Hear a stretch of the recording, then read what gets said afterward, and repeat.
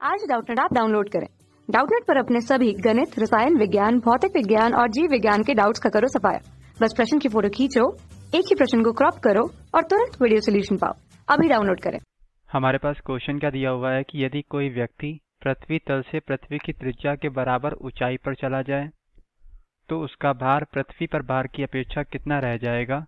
और यहाँ पे जो है इसी क्वेश्चन का यहाँ पे दूसरा भाग ये है कि यदि वह उतना ही पृथ्वी तल से नीचे चला जाए तब क्या होगा, मतलब तब जो है उसका भार कितना रह जाएगा। ठीक, तो यहाँ पे इस क्वेश्चन को हमें हल करना है।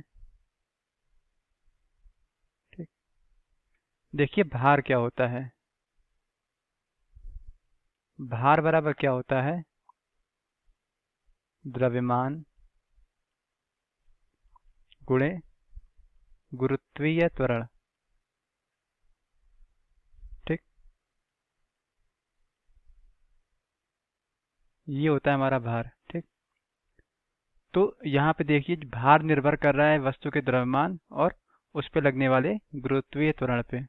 तो द्रव्यमान क्या होता है कि आप चाहे पृथ्वी तल से ऊपर जाइए या नीचे जाइए, द्रव्यमान क्या रहता है, नियत रहता है।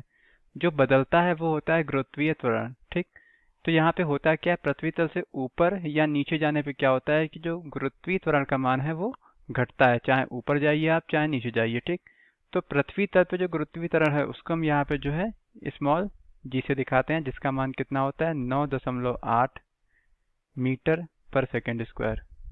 तो हमने यहाँ पे मान लिया है, देखिए यहाँ पे मान लिया हमने क्या कि जो h है ये पृथ्वी की त्रिज्या के बराबर है, यानी h जो है वो हमारा RE के बराबर है। ठीक, तो एक कंडीशन क्या है कि जब यहाँ पे पृथ्वी तल से जो है हम h ऊंचाई यानी पृथ्वी की त्रिज्या की जितनी ऊंचाई पे ऊपर गए हैं तो वहाँ पे जो गुरुत्वीय त्वरण है उसको हमने यहाँ पे g डैश से मान लिया है। ठीक, मतलब g डैश से दिखा दिया है। और दूसरी कंडीशन ये है कि पृथ्वी की त्रिज्या के बराबर ही यहाँ पे पृथ्वी की सतह से हम नीचे जाएंगे। ठीक, यानी यहाँ पे क्या है कि पृथ्वी की त्रिज्या के बराबर जाएंगे तो हम पहुंच जाएंगे पृथ्वी के केंद्र पे। तो पृथ्वी के केंद्र पे जो गुरुत्वीय त्वरण होगा उसको हम यहाँ पे स्मॉल जी डबल डैश से दिखा दिया है। ठीक है, तो यहाँ पे अगर हमें जी डैश और जी डबल डैश का मान पता हो तो हम यहाँ पे दोनों कंडीशन में हम भार निकाल सकते हैं। इसके लिए हमारे पास जो है फॉर्मूले होते हैं।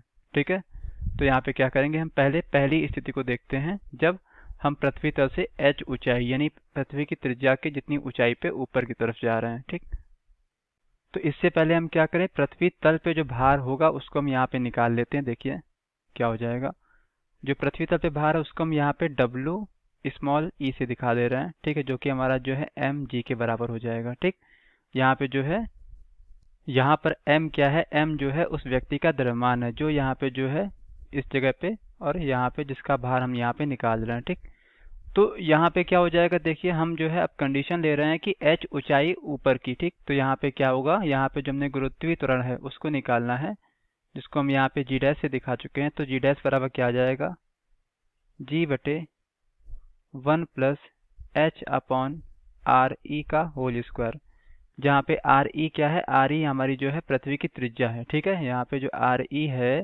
वो पृथ्वी की त्रिज्या है। त्रिज्या क्या होती है, सतह से लेके केंद्र तक की दूरी। ठीक है, इस तरीके से ये आर ई है। हम आपको जानकारी दे दें कि पृथ्वी की त्रिज्या क्या होती है, 6400 किलोमीटर होती है। ठीक, तो यहाँ पे हमारा ये क्वेश्चन उसके बिना भी सॉल्व हो जाएगा। तो यहाँ से कितना आ जाएगा, जी डैश बराबर आ जाएगा जी बटे 1 प्लस, अब h का मान क्या है, आर ई के बराबर है तो यहाँ पे क्या हो जाएगा, आर ई बटे आर ई का यहाँ पे इस तरीके से होल स्क्वायर।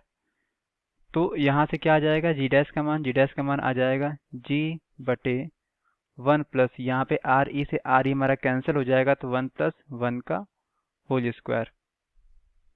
तो यहाँ से क्या आ जाएगा, जी डैश का मान जी बटे 2 का वर्ग। तो यहाँ से क्या आ गया, जी डैश का मान आ गया हमारा क्या, जी बटे 4। ठीक, तो यहाँ पे जो है h ऊंचाई पे जो भार है उसको हमने यहाँ पे W जी डैश से मान ली, क्योंकि यहाँ पे जो गुरुत्वीय त्वरण है उसको हमने यहाँ पे जी डैश से दिखाया है। ठीक, तो यहाँ पे क्या आ जाएगा, देखिए जो भार है W सफिक्स में क्या जी डैश बराबर कितना हो जाएगा, m गुणे जी डैश। ठीक, तो यहाँ पे क्या है कि जो द्रव्यमान है वो तो वही रहेगा, लेकिन जो यहाँ पे जी डैश का मान है वो जी बटे 4 हो गया है। ठीक, यानी पृथ्वी पे जो गुरुत्वीय त्वरण है उसका चौथाई रह गया है। ठीक, यानी यहाँ पे कितना हो जाएगा, m गुणे जी बटे 4। ठीक, तो यहाँ पे mg का मान कितना है, mg का मान यहाँ पे जो है पृथ्वी पर भार के बराबर है, ठीक है। यानी यहाँ पे क्या हो जाएगा, डब्लू जी डैश बराबर कितना आ जाएगा, ये हमारा आ जाएगा WE/4। तो इस तरीके से यहाँ पे क्या हो गया कि h ऊंचाई जाने पे, यानी h यहाँ पे क्या, पृथ्वी की त्रिज्या की जितनी ऊंचाई जाने पे जो भार है वो पृथ्वी की सतह पे भार का 1/4 रह जाएगा, ठीक है। यानी यहाँ पे क्या हो जाएगा, जो भार है वो यहाँ पे 1/4 रह जाएगा। क्या रह जाएगा, 1/4, 1/4 रह जाएगा, ठीक है। तो ये क्या हो गया, इसका यहाँ पे पहले भाग का आंसर आ गया, ठीक है। अब इसके दूसरे भाग को देखते हैं। तो दूसरे भाग में हमसे क्या कहा गया है कि पृथ्वी की सतह से त्रिज्या की जितनी यहाँ पे निचाई पर, यानी यहाँ पे हम कह सकते हैं दूसरे शब्दों में कि पृथ्वी के केंद्र पे इसका भार क्या होगा, ठीक है।